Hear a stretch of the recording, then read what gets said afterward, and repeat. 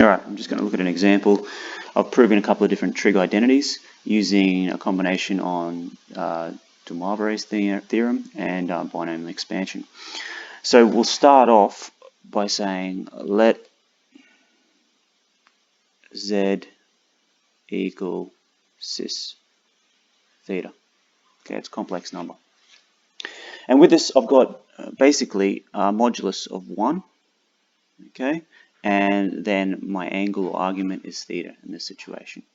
Okay, and if I was to look at z cubed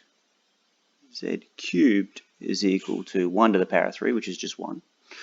And then I need to multiply my angle by 3. That's DeMoivre's theorem. That's what we learned earlier in the year. So I end up with this. Now I could put that in an expanded form and write it as cos 3 theta plus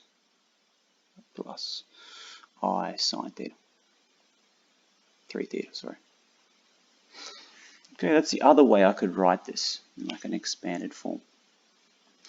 Now that's using DeMoivre's theorem. Now if we're looking at binomial expansion, okay, I could write z cubed, so also I could write z cubed as being equal to cis theta to the power of 3. Okay, which is the same as cos of theta plus I sine of theta to the power of 3. Okay, now you might be wondering, why have I chosen z to the power of 3? Well, I chose z cubed because what I was trying to get was sine 3 theta here, okay, on the left-hand side of this equation. Okay, that is the reason why I've used cubed, just purely based on what that angle is. Okay, and it'll make itself a bit more apparent why later on. Now, with this binomial expansion, I'm going to expand this out. So I'm going to multiply what's inside this brackets 3 times by itself. All right, now there's 2 different ways you could use this. You could use binomial expansion and you could use combinations for the coefficients of each term, or you could use Pascal's triangle. Now, if I don't have a calculator, I use Pascal's triangles. So 1, 1, 1, 2, 1, and then 1, 3, 3, 1. So because I've got it to the power of 3 and I'm expanding this out, the leading coefficients are going to be 1, 3, 3, and then 1. Okay, so let's do it. So the z cubed is equal to the first leading coefficient, which is 1, multiplied by cos theta to the power of 3. Okay. And then that's going to be multiplied by this I sine theta to the power of 0. Now anything to the power of 0 is just 1, so I'm not going to include it there. Now my next term is going to be 3. So it'll be 3 multiplied by cos squared theta. Okay, notice I'm decreasing the power by 1. And then I'm going to multiply that by I sine theta. And notice I've increased that power by 1 as I've decreased the other one by 1. Okay, because it was 0 here in this term, and now it's to the power of 1. Now my next one is going to be, leading coefficient is 3, cos theta. Okay, again, I've decreased it by 1, multiplied by I sine theta to the power of 2. All right, and my last one that I've got is going to be plus 1 multiplied by cos theta to the power of 0, which is just 1, times by I sine theta to the power of 3. Okay, so it's meant to be negative. There we go.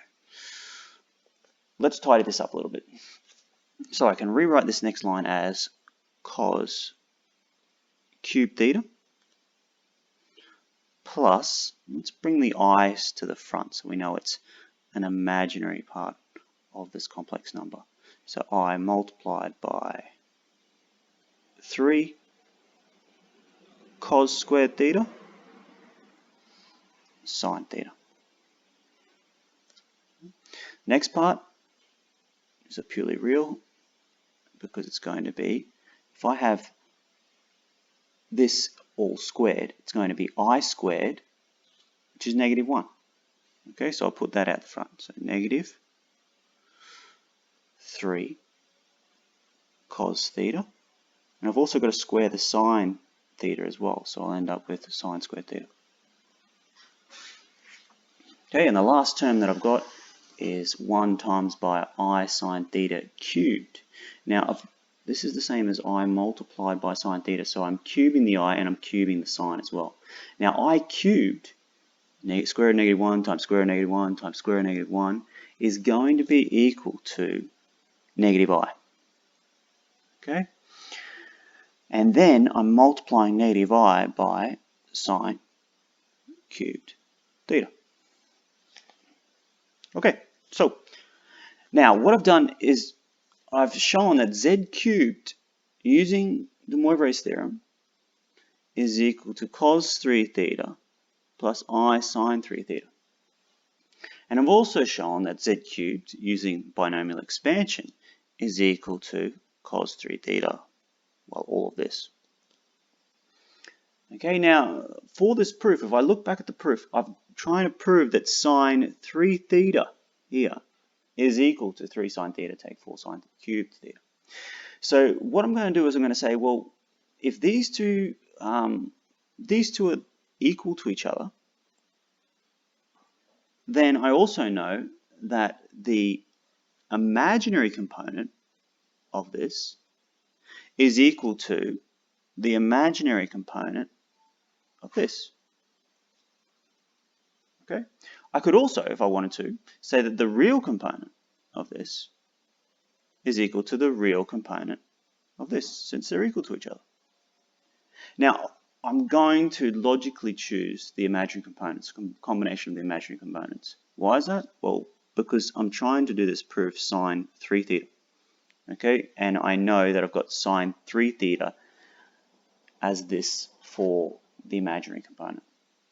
Okay, so combining those two together, I can then say, therefore, sine 3 theta, imaginary component using DeMoivre's theorem, is equal to the imaginary component of the binomial expansion.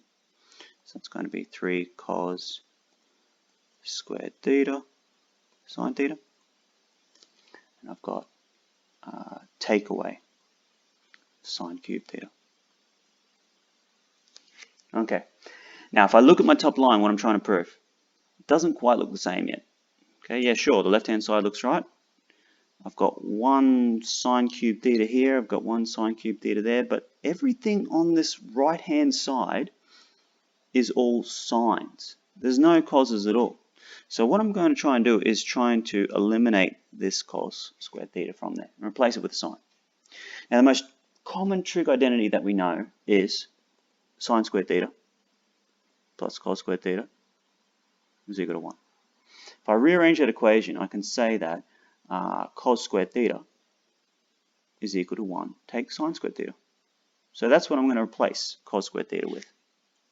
Right, so I'll write sine 3 theta is equal to 3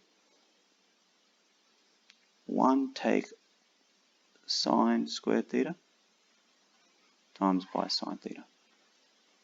Take away sine cubed theta. And then when I sort this out, I'm expanding the 3 and the sine theta into this brackets. Okay, so it's like 3 sine theta times 1, which is just 3 sine theta. And it's 3 sine theta times by negative sine squared theta. So it's going to be take away 3 sine cubed theta.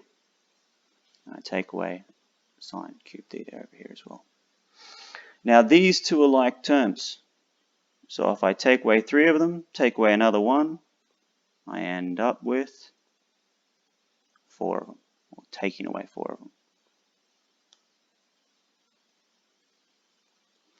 And I can say, therefore, sine 3 theta is equal to 3 sine theta take 4 sine cubed theta, which is what I was trying to prove originally. Okay, and if you want to be fancy, we can just put, therefore, QED. Alright, I hope that helps. Thanks, guys.